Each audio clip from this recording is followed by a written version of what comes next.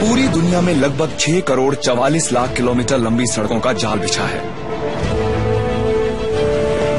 इन सड़कों ने हजारों सालों से अलग अलग इलाकों को जोड़ा है और इंसान की तरक्की में अहम रोल निभाया है। हम सभी को एक जगह से दूसरी जगह पर जाना पड़ता है, पर कुछ सफर दूसरों से ज्यादा एक्सट्रीम होते हैं। यहाँ गाड़ी चलाने के लिए हिम्मत चाहिए होती है। बोलिविया से इंडिया तक, हिमालय से आर्कटिक तक, एक सड़क कुछ लोगों को जिंदा रखती है। आज कैसे भी पहुंचना है मुझे वहाँ। कुछ मंचलों के लिए खेल का मैदान कई बार मौत की वजह बनी है। सड़क पर एक भी गलती आपकी जान ले सकती है, लेकिन फिर भी लोग इन पर सफर करते हैं। आप भी सीट बेल्ट लगा लीजिए और चलिए आपको ले चलते हैं दुनिया के 10 मोस्ट एक्सट्रीम रोड्स पर। हमारे लिस्ट में नंबर 10 पर है रशिया के हाईवेज, जहां अजीबोगरीब पागलपन देखने को मिलता है।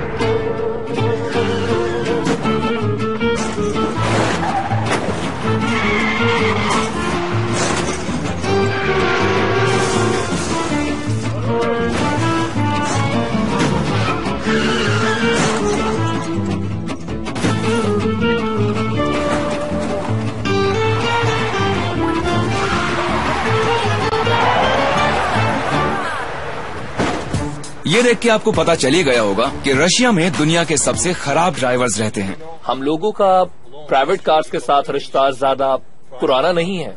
बेसिकली सब कुछ 1991 के बाद शुरू हुआ और तब से हम बहुत बड़े कंज्यूमर बन गए। हम कार्स खरीद सकते हैं, लेकिन सिर्फ कार खरीद लेने से कोई अच्छा ड्राइवर नहीं बन जाता, और ये एक फैक्ट है। यहाँ पर हर साल लगभग 2 लाख एक्सीडेंट्स होते हैं। मतलब यहाँ पर एक ब्रिटिश रोड के मुकाबले एक्सीडेंट होने का चांस 6 गुना ज्यादा रहता है। कहीं पर सड़कों की हालत खराब है, कभी कोई डेंजरस ड्राइविंग करता है, कोई नशे में गाड़ी चलाता है, और यही नहीं, कई बार पैदल चलने वाले टक्कर मार देते हैं। रशिया के सभी रोड्स का यही हाल है, इसलिए ड्राइवर्स को इंश्योरेंस का क्लेम लेने के लिए बहुत दिक्कतें झेलनी पड़ती हैं। पर अब लोगों ने इस दिक्कत का सॉल्यूशन ढूंढ लिया है, डैश कैम्स। यहाँ गाड़ियों पर लगे कैमरास हमेशा ऑन रहते हैं और इस सारे पागलपन को रिकॉर्ड करते रहते हैं। ये टायर एक एरोप्लेन से फटकर यहाँ आया है।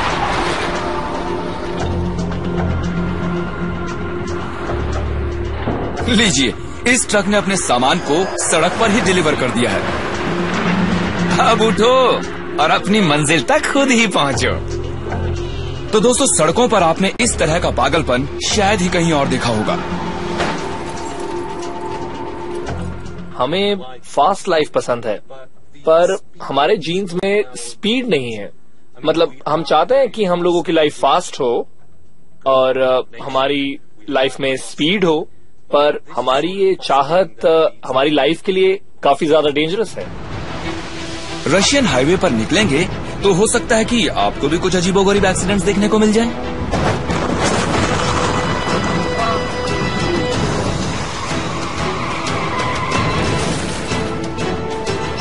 ध्यान से गाय आ रही है। कहा था ना संभल के। नंबर 9 पर है कनाडा का कूटने पास, जहां ड्राइवर्स के सबसे बड़े दुश्मन होते हैं एवलांचेस। वेस्टर्न कनाडा में रॉकी माउंटेन्स पर जमी हुई बर्फ को चीरता हुआ निकलता है 80 किलोमीटर लंबा कूटने पास। ये हाईवे 3 का एक हिस्सा है। सदर्न ब्रिटिश कोलंबिया के दूर दराज के कस्बों को जोड़ने वाला ये रास्ता किसी लाइफलाइन से कम नहीं है, लेकिन इस 6000 फुट ऊंची सड़क की एक प्रॉब्लम है। इस पर हर साल कई सौ एवलांचेस गिरते हैं। अगर एवलांच कार से टकरा जाए तो आपका बचना बहुत ही ज्यादा मुश्किल है। और अगर एक एवलांच इस हाईवे को बंद कर देता है तो हजारों लोगों को दिक्कतों का सामना करना पड़ता है। कूटने पास वो अकेला रास्ता है जिसके जरिए इस पहाड़ को पार किया जा सकता है। तो अगर ये हाईवे बंद होता है तो वहाँ का सारा बिजनेस और सब कुछ ठप हो जाता है, वो रुक जाता है। इस सड़क से हर हफ्ते 1600 गाड़ियां गुजरती हैं और दूर दराज की कम्युनिटीज तक जरूरी सामान पहुंचाती हैं। अगर ये रोड एक हफ्ते के लिए बंद हो जाए तो नेल्सन में राशन की तंगी हो जाती है। पास के वेस्ट साइड पर बसी सारी कम्युनिटीज मुश्किल में आ जाती हैं। यहाँ एक तो बहुत ज्यादा स्लोप्स वाले पहाड़ हैं और दूसरा बर्फबारी बहुत होती है, इसलिए कूटने पास कभी भी अचानक एवलांच की वजह से बंद हो सकता है। लोकल बॉयज मार्क टॉबॉट और ऑरी ग्रांट एवलांच स्पेशलिस्ट हैं। ये इन पहाड़ों के चप्पे चप्पे से वाकिफ हैं। आज ये रोड के ऊपर वाली स्लोप्स की तरफ जा रहे हैं, ये देखने के लिए कि वहाँ की बर्फ कितनी स्टेबल है। हम वेदर फोरकास्ट को लेते हैं और हमारे पास अपना स्नो पैक डेटा होता है जिनसे हम एवलांच हैजार्ड फोरकास्ट करते हैं। इस बर्फ में यहाँ वहाँ जाने का सिर्फ एक ही रास्ता है, स्नोमोबाइल्स। ये सफर खतरनाक होता है, पर ये प्रेडिक्ट करने के लिए कि नीचे मौजूद रोड पर एवलांच तो नहीं गिरेगा, ऊपर की बर्फ को टेस्ट करना जरूरी होता है।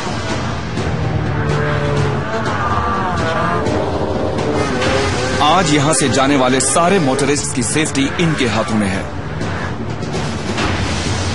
और टीम लीडर रॉब एंडरसन अच्छी तरह जानते हैं कि एवलांचेस किलर्स होते हैं। इस पास पर कई लोग मर चुके हैं, कई गाड़ियां एवलांचेस में दब चुकी हैं। यहाँ ये गुजरने वाले बहुत से लोगों को पता नहीं होता कि वो एवलांच एरिया से जा रहे हैं। कुछ तो आराम से रुक जाते हैं जैसे पिकनिक मनाने आए हों।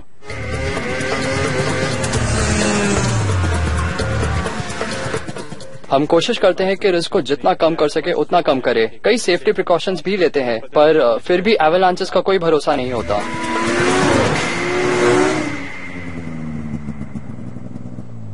अब सड़क के ऊपर वाले पहाड़ पर एवलांच जोन के बीच मार्क और ओरी स्नो की कंडीशन को टेस्ट कर रहे हैं। जब स्नो गिरती है तो लेयर्स में गिरती है और उनमें से कुछ लेयर्स स्ट्रांग होती है और कुछ लेयर्स वीक होती हैं। तो हम यहाँ बर्फ के अंदर डिग करते हैं और उसके बाद स्ट्रांग वाली और वीक वाली लेयर्स को अलग करते हैं। देखते हैं कि कौन सी स्नो आपस में जुड़ी रहेगी और कौन सी आगे चलकर प्रॉब्लम खड़ी करेगी। ओरी के टेस्ट से इन्हें अंदाजा हो जाएगा कि इस पूरे स्लोप पर मौजूद बर्फ कितनी स्टेबल है। 1, 2, 3, 4 ये वाली ठीक है। यहाँ पर नीचे 50 सेंटीमीटर पर एक वीक लेयर है और उसके ऊपर बहुत सारी स्नो है और जो फोरकास्ट मिला है उससे ऐसा लग रहा है कि यहाँ पर कुछ एवलांचेस आ सकते हैं। 4, 5, 6 एक तरफ एवलांच का खतरा है लेकिन दूसरी तरफ सामान का पहुंचना भी जरूरी है, तो फिलहाल ये पास को खुला रखने का फैसला करते हैं। ये बहुत मुश्किल होता है। हम रास्ते को ज्यादा देर तक बंद नहीं रख सकते क्योंकि इससे कीमती वक्त बर्बाद होता है और ना ही हम एक्सीडेंट के होने का इंतजार करते हैं। आज की रात रॉब और इनकी टीम के लिए बहुत भारी होगी। इन्हें उम्मीद है कि ये बर्फ सुबह तक टिकी रहेगी।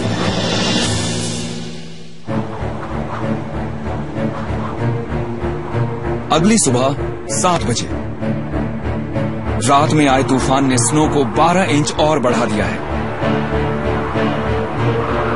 ज्यादा स्नो मतलब और इंतजार। अब रॉब एंडरसन के पास कूटने पास को बंद करने के अलावा और कोई चारा नहीं है। जब हम देखते हैं कि सेफ्टी का मार्जिन बहुत कम रह गया है तो हम हाईवे को बंद करके एवलांच कंट्रोल का काम शुरू कर देते हैं और आज हम वही करने जा रहे हैं। स्नो पैक्स एक नेचुरल एवलांच में नीचे आ सकते हैं, पर कोई नहीं जानता कि ये कब होगा। मुझे बस 15 सेकंड्स दो।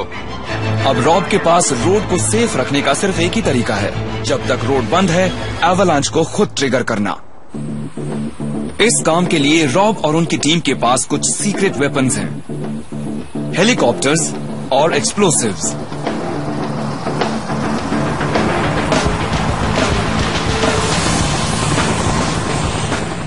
हेली बॉम्बिंग सबसे असरदार तरीका है, हालांकि इसमें काफी रिस्क भी होता है। साथ ही हमें इस बात का भी ध्यान रखना होता है कि एक्सप्लोसिव्स बिल्कुल सही जगह गिरे। जब वो सही जगह पर गिरते हैं तो उसके बाद एवलांच शुरू होने के बाद देर नहीं लगती। इससे ज्यादातर टाइम आप सही जगह हिट करते हैं और ये काफी इफेक्टिव भी है और क्विक भी। हम सबसे पहले उन एरियाज को चुनते हैं जिनसे स्नो रिलीज नहीं हुई होती और जिनसे हाईवेज को ज्यादा खतरा हो सकता है। बहुत सारे एक्सप्लोसिव्स के साथ पहाड़ के ऊपर बहुत कम ऊंचाई पर उड़ना ये एक एवलांच स्पेशलिस्ट के काम का सबसे ज्यादा खतरनाक हिस्सा होता है। पोजीशन पर पहुंचने के बाद मैं एक्सप्लोसिव्स को टारगेट पर गिरा दूंगा और फिर हम वहां से हट जाएंगे। इस टीम के पास कई सालों का एक्सपीरियंस है। ये अच्छी तरह जानते हैं कि कंट्रोल्ड एवलांच को ट्रिगर करने के लिए एक्सप्लोसिव्स को कहाँ गिराना है। ये एक अच्छा स्पॉट रहेगा, क्या कहते हो रॉब? हाँ, यहाँ ठीक रहेगा।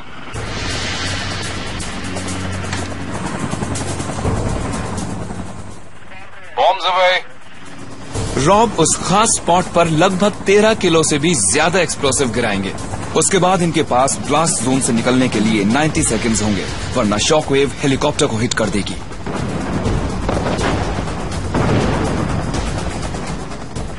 Bombs away.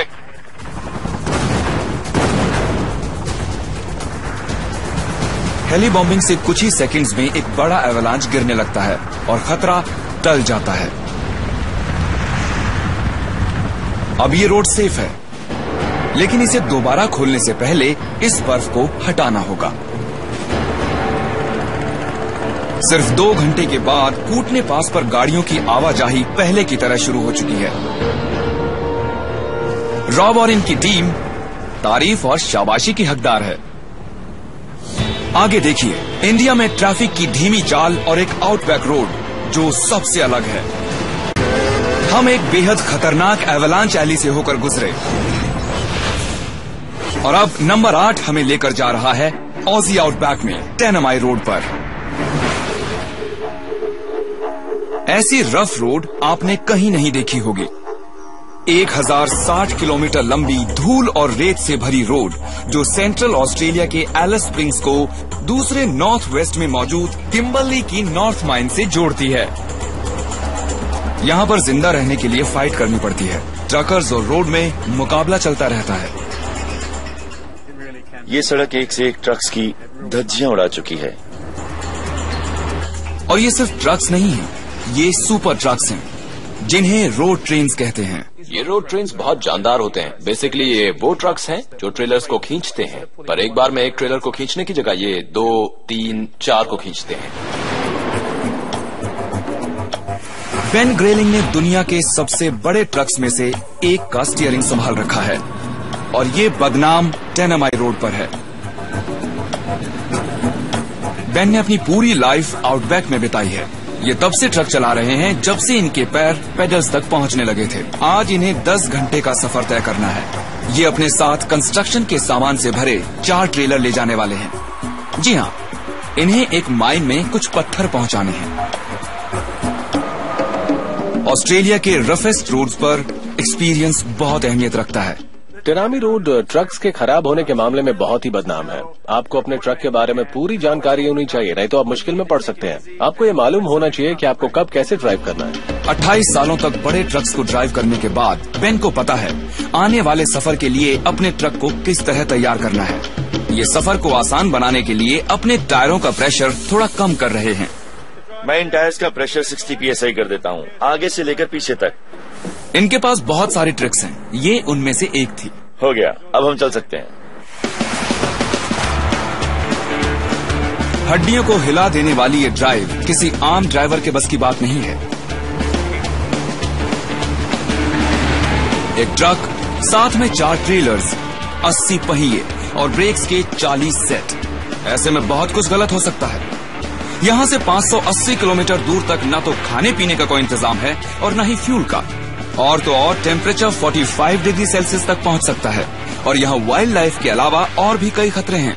यहाँ इस जगह पर बहुत सारे जंगली घोड़े, ऊंट, कंगारू, कैटल होते हैं और अगर हम बीच में रुक जाएं तो वो हमें बहुत नुकसान पहुंचा सकते हैं। यहाँ तक कि गाड़ी भी पलट सकती है, यानी कुछ भी हो सकता है।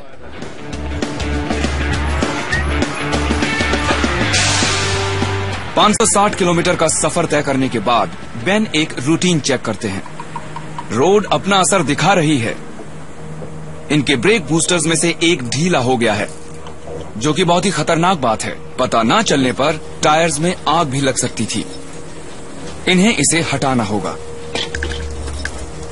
इस बार बेन ने इसे कोई नुकसान होने से पहले देख लिया। 30 मिनट बाद इन्होंने अपना सफर फिर से शुरू किया।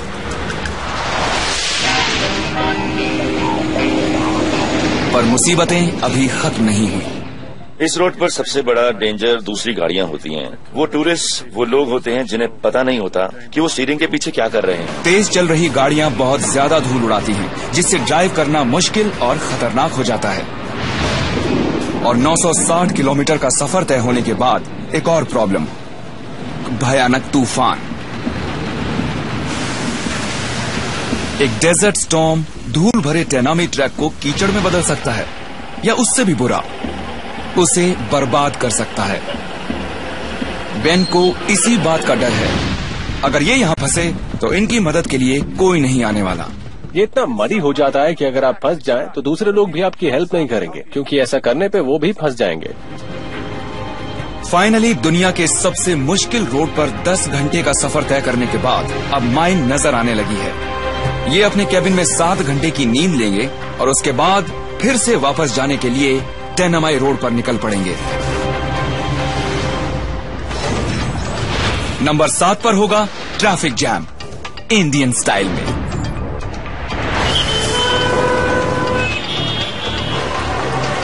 इंडिया की कैपिटल दिल्ली में बहुत सारे लोग रहते हैं और सड़कों पर बेहिसाब गाड़ियां। कभी कभी तो ऐसा लगता है कि वो सारी गाड़ियां चांदनी चौक में ही आ गई हैं। ओल्ड दिल्ली में ट्रैफिक जाम होता है, चलाने की मुश्किल होता है रिक्शे, और बहुत मुश्किल भी परेशानी होता है, उठाता है हम लोग। यहाँ पर तो बहुत कुछ होता है, बहुत सारे लोग, बहुत सारे रिक्शा, बाइसिकल्स, बीच में गाय भी और कभी कभी हाथी भी। इन सड़कों को लगभग 400 साल पहले मुगलों ने बनाया था। पुरानी दिल्ली की ये पतली सड़कें इतनी सारी गाड़ियों के लिए नहीं बनी थी।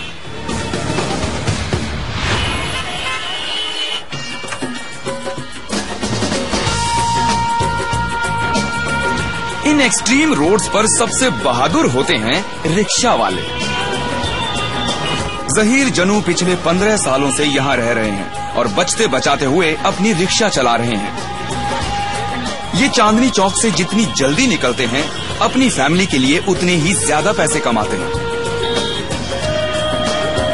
अगर इस रोड के कुछ रूल्स हैं भी तो उन पर कोई ध्यान नहीं देता। यहाँ का रूल जो है मैडम, यहाँ पे रूल सही नहीं है। कभी किसी रास्ते से निकल जाता, कभी रॉन्ग साइड से निकल जाता, कभी और कोई रास्ते से निकल जाता है। इसमें इस पागलपन के बीच अगर रिक्शा पर जहीर की प्रोटेक्शन की बात की जाए तो वो है ही नहीं। डर तो लगता है, ऐसे ही करता हूँ, रोड पे खाली रोड में चलाता हूँ, कभी भी गिर सकते, कभी एक्सीडेंट हो सकता हूँ। अगर आपको लग रहा है कि इन सड़कों पर रिक्शा चलाना मुश्किल है तो इस ट्रैफिक में से बैलगाड़ी पर निकल कर देखिए।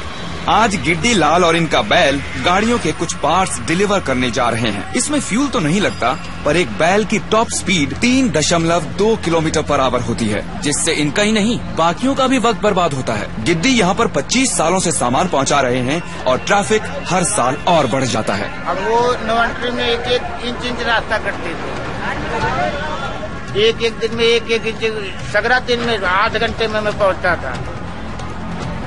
बाजार की गलियों में हमेशा जाम लगा रहता है। वो ट्रैफिक जाम हो रहा है, पब्लिक जा रहा है, पब्लिक की जाम हो रहा है, बस की जाम हो रहा है, टंगा की जाम हो रहा है, बैलगाड़ी की भी जाम हो रहा है, रिक्शे की भी जाम हो रहा है। पूरा हॉर्न बजा रहा है, पूरा सिर गिरते आ रहा है। अब गिड्डी की बैलगाड़ी ने सबका रास्ता रोक रखा है।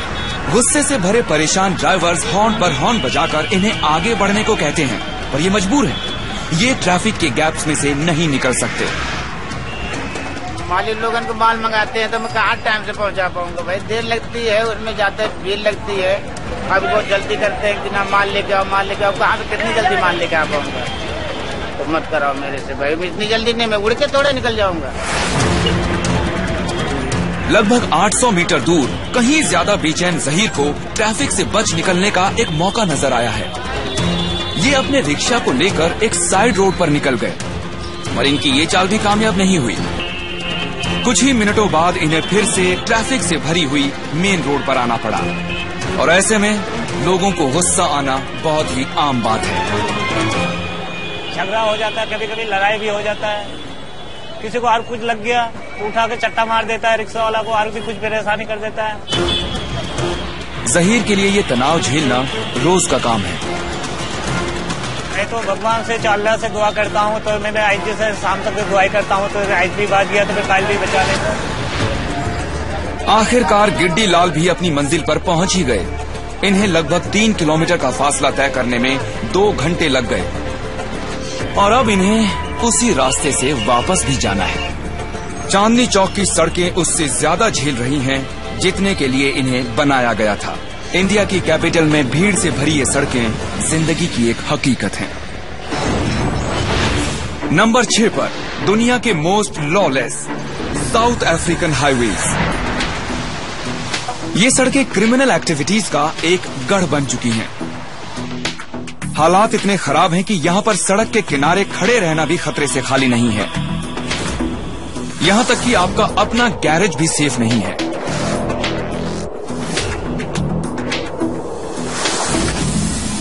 पर एक क्राइम है जिसके लिए ये रोड्स बहुत मशहूर हैं। साउथ अफ्रीका के क्रिमिनल्स की नजर सिर्फ आपकी जेब पर नहीं रहती, ये आपकी कार चाहते हैं। यहाँ कोई भी किसी पर भी गन रख के कह सकता है कि है मुझे अपनी कार दे दो, और उसे देनी पड़ती है। Car jacking. अगर कोई आदमी पेट्रोल पंप पे गन लेकर आपके पास आता है तो आप उसे अपनी कार देने से मना नहीं कर सकते। साउथ अफ्रीका के रोड्स पर कार जैकिंग एक लार्ज स्केल ऑर्गेनाइज्ड बिजनेस है। उनकी नजर सबसे ज्यादा आपकी कार पर रहती है, क्योंकि पैसे आसानी से मिल जाते हैं। वो उसे वर्कशॉप में ले जा सकते हैं, पेंट कर सकते हैं, बेच सकते हैं, बाहर भेज सकते हैं, मतलब कि कैश इंस्टेंटली। यहाँ हाईवे रॉबरी कहीं भी कभी भी हो सकती है। जोहानिसबर्ग के फेयरव्यू डिस्ट्रिक्ट का ये इंटरसेक्शन इस मामले में बहुत बदनाम है। पूरे देश में हर साल 10,000 से ज्यादा कार जैकिंग्स होती हैं, यानी हर घंटे में एक से ज्यादा। साउथ अफ्रीका में कार जैकिंग बहुत बड़ी प्रॉब्लम है। इसमें चोरी, डकैती और अपहरण सब शामिल है।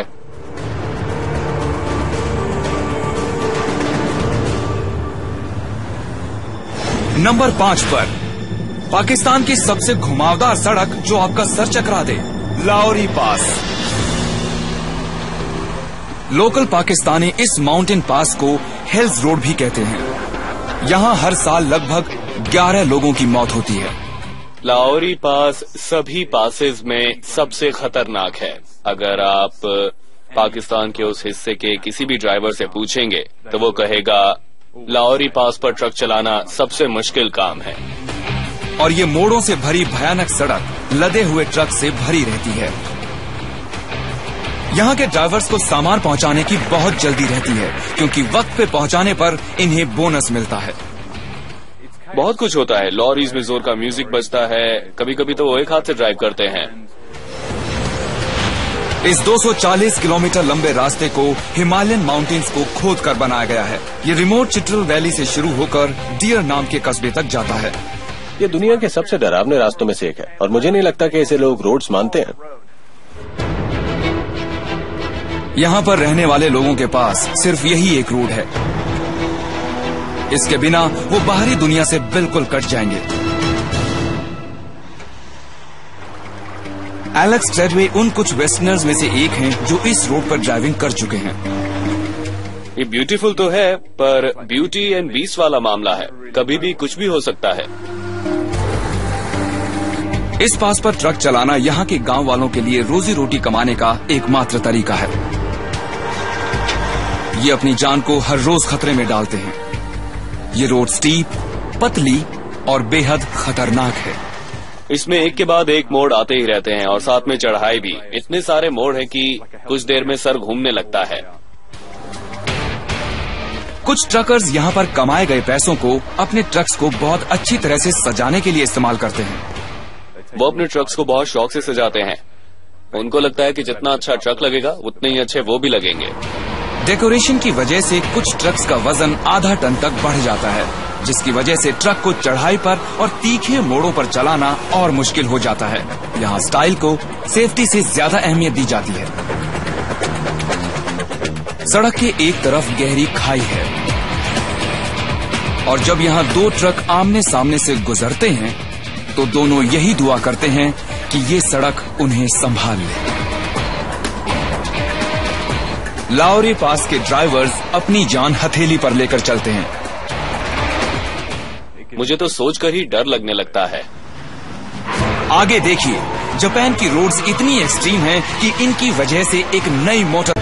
हमने हिमालयाज और पाकिस्तान में बने घुमावदार और खतरनाक रास्तों पर सफर किया। अब नंबर 4 पर जापान की टोगे रोड्स, जिन पर धीरे चलने वालों का कोई काम नहीं। टोगे एक तरह की जापानीज माउंटेन रोड है। ये देश की चोटियों और घाटियों में से पुराने रास्तों से होकर गुजरती हैं। ये हाईवेज अपनी ढलान और तीखे मोड़ों के लिए मशहूर हैं और यहीं पर जन्म हुआ एक वर्ल्ड वाइड एक्सट्रीम फिनोमिनन का।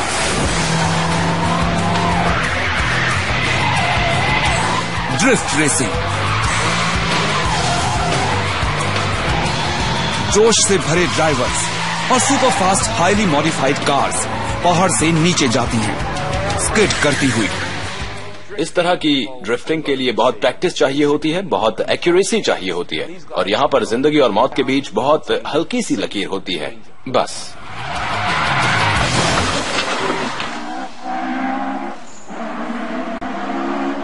ड्रिफ्टिंग की शुरुआत यहाँ पर 30 साल पहले केइची सुचिया ने की थी। तब ये सिर्फ एक यंग रेसिंग ड्राइवर थे, लेकिन आज ये ड्रिफ्ट किंग के नाम से मशहूर हैं। मैं सबसे पहला ड्राइवर था जिसने टोगे पर ड्रिफ्ट किया था। 1985 में केइची एक चैंपियन रेसर बनना चाह रहे थे। इन्होंने स्पीड हासिल करने का एक यूनिक और एक्सट्रीम तरीका ढूंढा। मैं जीतना चाहता था, तो मैं बाकी ड्राइवर से थोड़ा देर से ब्रेक लगाना चाहता था, पर जब मैंने ऐसा किया, लेट ब्रेक लगाया, तो जो टेल थी वो स्लाइड हो गई। ड्रिफ्टिंग की आर्ट में महारत हासिल करने के लिए एक्सट्रीम स्किल की जरूरत होती है। एक टेक्निक जिसे आपको मास्टर करना होता है वो है art of healing and towing. इसमें आप ब्रेक पैडल प्रेस करने के लिए अपने टोज यूज करते हैं और एक्सेलरेटर को प्रेस करने के लिए अपनी हील, और इसी से खास स्पीड मिलती है। केइची को इसकी प्रैक्टिस के लिए कोई जगह चाहिए थी, तो इन्होंने सोचा कि इसके लिए टोगे रोड के इस रेडीमेड रेस ट्रैक से अच्छी और क्या जगह हो सकती है। इस पे शार्प हेयरपिन कॉर्नर्स हैं और लंबे घुमावदार स्ट्रेचेस। यहाँ पर इंसान और रोड ने मिलकर एक मोटर स्पोर्ट सेंसेशन क्रिएट की है। मुझे इसकी जितनी आदत पड़ गई, रेसिंग में ड्रिफ्टिंग उतनी ज्यादा काम आने लगी।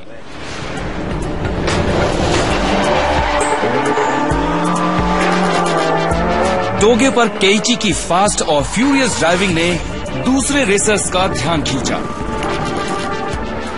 जो यंग ड्राइवर्स थे उन्होंने मुझे टोगे पर ड्रिफ्टिंग करते हुए देखा, तो उन्हें ये कमाल का लगा, मजेदार लगा। जल्द ही बहुत सी टोगे रोड्स दुनिया की सबसे एक्सट्रीम स्पोर्ट का एरीना बन गईं।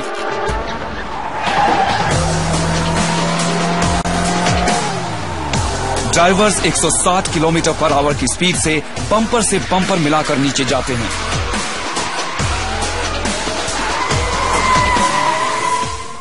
ये पागलपन है। लोग इतनी पतली सी सड़कों पर मैक्सिमम स्पीड पर ड्राइव करते हैं और वो भी एक दूसरे से बस 1 फुट की दूरी पर, और वो पूरे वक्त साइड की तरफ स्लाइड करते रहते हैं। इसमें बहुत ही ज्यादा खतरा है। अगर आपकी टक्कर गार्ड रेल से होती है तो आपका खेल खत्म है। इस डेयरडेविल स्पोर्ट ने पब्लिक का ध्यान खींचा। ड्राइवर्स को सेलिब्रिटीज की तरह पूजा जाने लगा। पर जापान की सड़कों पर रेस लगाना एक क्राइम था, इसलिए पुलिस ने बहुत सख्ती दिखाई।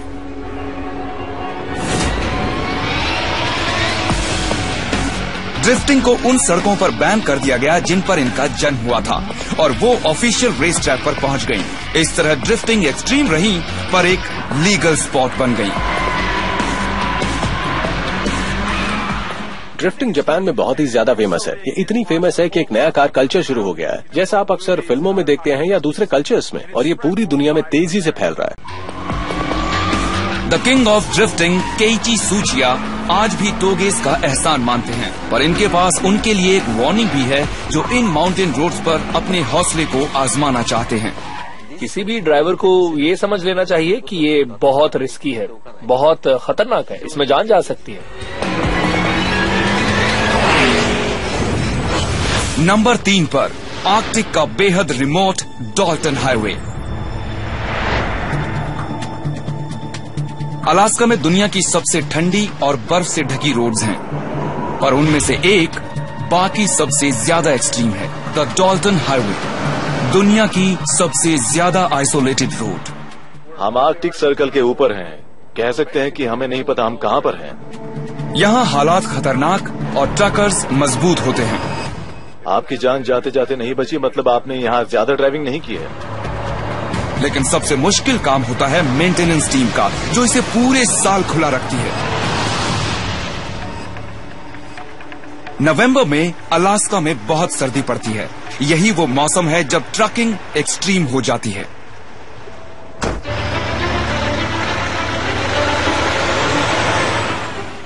जहाँ तक ट्रकिंग कम्युनिटी की बात है, अगर आपने इस रोड पर ड्राइव कर लिया तो आप कहीं भी ड्राइव कर सकते हैं। आज जैक जैसी डॉल्टन हाईवे पर ड्राइव कर रहे हैं। ये अपने साथ 9000 गैलन हाईली फ्लेमेबल फ्यूल ले जा रहे हैं। कमाल की बात ये है कि इस रिफाइंड डीजल को दूर नॉर्थ में मौजूद प्रूडो बे की ऑयल फील्ड्स तक ले जा रहे हैं। सिर्फ इसलिए कि बर्फ और पड़ गई है या फिर बहुत बारिश है या हवा है और कुछ दिख नहीं रहा है, ये चीजें हमें नहीं रोक पाती हैं।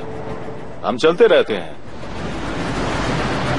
जैक का ये सफर डॉल्टन हाईवे पर अमेरिका के आखिरी बचे वीराने से होकर गुजरने वाला 666 किलोमीटर का ट्रिप है। इसमें 12 घंटे लगने चाहिए, लेकिन जैक इस सड़क पर 15 सालों से ड्राइविंग कर रहे हैं और पिछले विंटर के बाद इन्हें पता है कि इसमें 5 दिन लगेंगे। ये जगह बहुत ही अलग थलग है। लिटरली कुछ नहीं है यहाँ पर। यहाँ कोई इंसान नहीं दिखता। हाँ, मूज और भेड़ियों और भालुओं से जरूर मुलाकात हो जाती है। सबसे पास के कस्बे से 400 किलोमीटर दूर ये रोड ज्यादातर आइसी पर्माफ्रॉस्ट के ऊपर बना है। इससे दूर और कुछ नहीं हो सकता। डॉल्टन हाईवे बहुत ही अनोखा हाईवे है और कमाल की बात ये है कि ये नॉर्थ अमेरिका का कोल्डेस्ट हाईवे है। आर्कटिक सर्कल की गहराइयों में मौसम में अचानक आया बदलाव ड्राइविंग को और ज्यादा खतरनाक बना देता है। जब यहाँ तेज हवाएं चलती हैं तो सब सफेद हो जाता है। कई बार तो हमें बस अंदाजे से ड्राइविंग करनी होती है। जैक आज डॉल्टन पे मौजूद 250 ट्रकर्स में से एक है।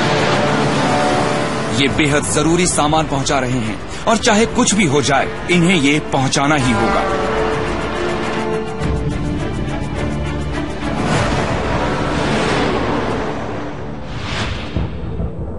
जैक से 480 किलोमीटर नॉर्थ में है एटिगन पास। यहाँ पर द अलास्का रोड्स डिपार्टमेंट की सबसे मजबूत टीम तैनात है। इनका काम डॉल्टन को खुला रखना है। जहाँ पर टेम्परेचर -40 डिग्री सेल्सियस तक गिरता हो वहाँ ये काम आसान नहीं होता। ये सबके बस का काम नहीं है। -30 तक तो फिर भी चीजें ठीक रहती हैं, लेकिन उसके बाद इक्विपमेंट टूटने लगते हैं। कई दिनों की भारी बर्फबारी के बाद हाईवे टीम एक्शन के लिए तैयार हो रही है। आज इन्हें एक एवलांच को अचानक हाईवे पर गिरने से रोकना होगा। इसलिए कूटने पास की टीम की तरह ये भी पहाड़ पर बर्फ में ब्लास्टिंग करेंगे। इन्होंने अपनी बड़ी गन निकाल ली है और गन मास्टर गोर्डन स्कॉट इस हाईवे का सबसे खतरनाक काम करते हैं। इन गन्स को हल्के व्हीकल्स पर रखने के लिए डिजाइन नहीं किया गया है, इसलिए कोई रिकॉइल नहीं होता है। तो आधी एनर्जी आगे से निकलती है प्रोजेक्टाइल के रूप में, और जो एनर्जी पीछे से निकलती है उससे बड़ी फ्लेम पैदा होती है। और अगर आप इसके पास 100 फुट के दायरे में हैं तो बस बचने का कोई रास्ता नहीं होता। गन के पोजीशन पे आने के बाद मेंटेनेंस टीम रोड को बंद कर देती है। फायर करने से पहले बहुत जरूरी होता है ये। अब हम यहाँ से कुछ शेल्स फायर करेंगे वहाँ उस स्नो पैक पर, और देखेंगे उससे कोई एवलांच ट्रिगर तो नहीं हुआ है। ये सबसे अच्छा तरीका है हाईवे को ओपन और लोगों के लिए सेफ रखने का। गोर्डन को अपना काम जल्दी करना होगा। ये डेंजर जोन में काम कर रहे हैं और नीचे रास्ता बंद होने की वजह से डॉल्टन पे ट्रैफिक की लाइन बढ़ती जा रही है, जिसे जल्दी ही खोलना होगा। और अब ये तैयार हैं। स्नो पैक को शूट करने का वक्त हो चुका है। ये 4 इंच आर्टिलरी गन पहाड़ पर पहले से डिसाइडेड स्पॉट पर शेल को एक्यूरेसी से फायर कर सकती है। Close the bridge, safety is good, clear the site, clear the road.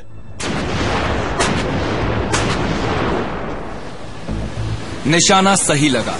पहाड़ पर से बर्फ हट रही है, लेकिन अब रोड पर 75 टन मलबा इकट्ठा हो गया है।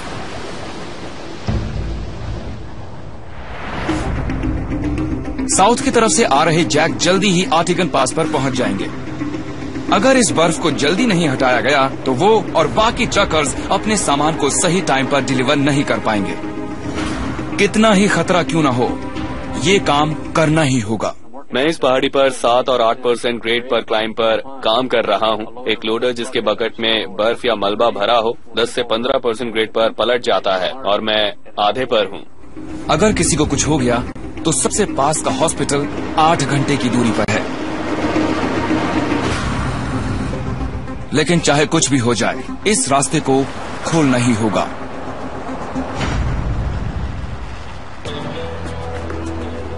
एक घंटे की मेहनत के बाद पास क्लियर हो चुका है और अमेरिका के इस रिमोटेस्ट रोड पर ट्रक्स एक बार फिर से चलने लगे हैं।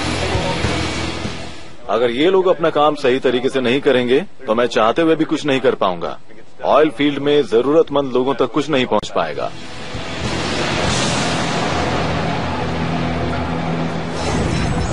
नंबर 2 पर Siberian highways. Siberia 5 million square miles में फैले फॉरेस्ट और विंड स्वेप्ट टंड्रा से बना है। यहाँ पर 4000 किलोमीटर लंबा दुनिया का सबसे बेकार ड्राइविंग रोड भी है।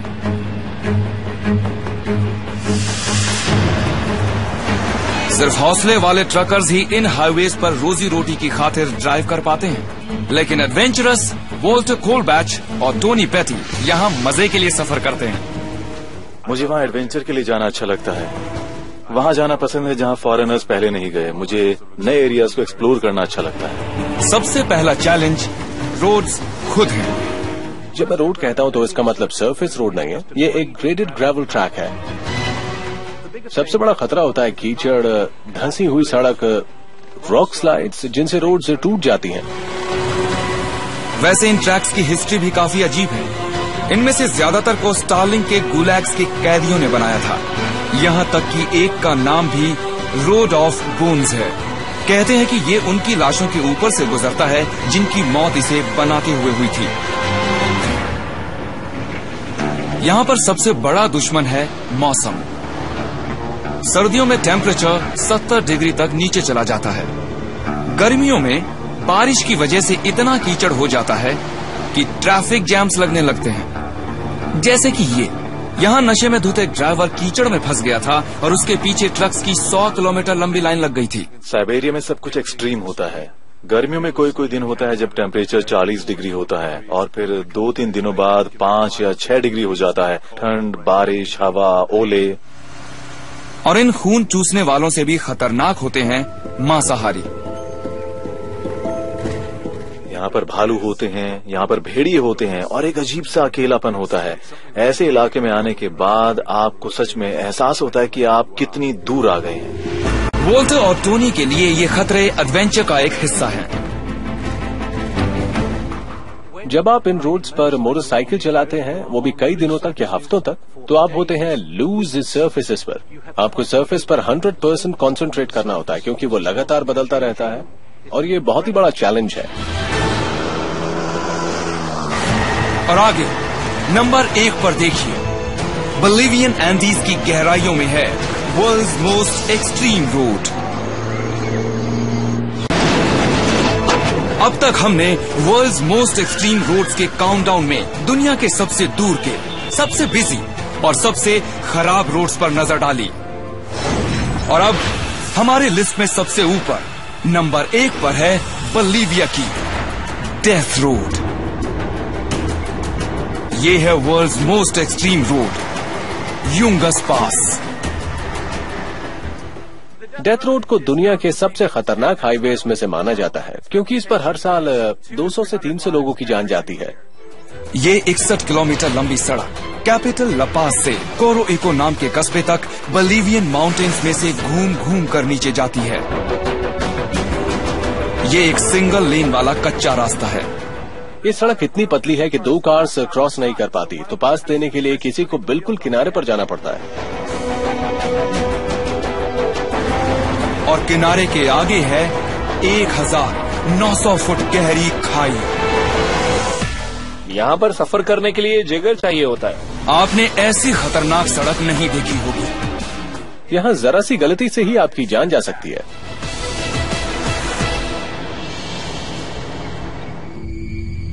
अट्ठाईस दिसंबर 2011 को यूंगस रोड पर रात भर बहुत जोरदार बारिश हुई।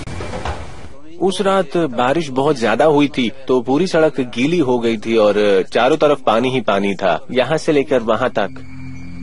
सवारियों से भरी एक बस सड़क पर थी। बस में सवार लोगों में से एक थे एंटोनियो अगिला।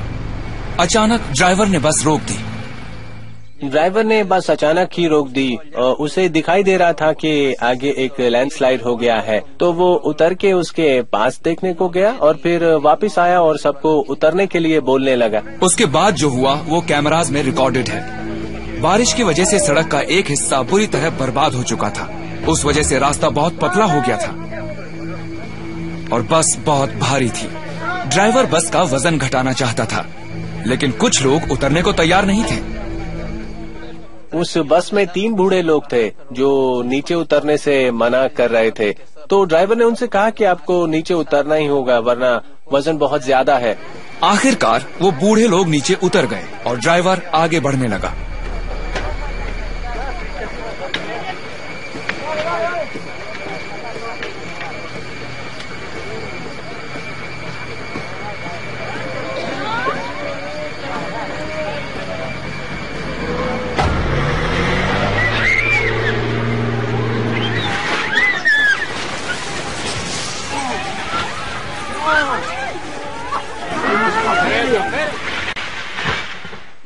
अचानक ही पिछला पहिया फिसलने लगा और सब लोग चिल्लाने लगे। बस नीचे जा रही थी लुढ़कती हुई और वो पेड़ों के बीच में जाकर गायब हो गई और उस वक्त हम कुछ नहीं कर पाए।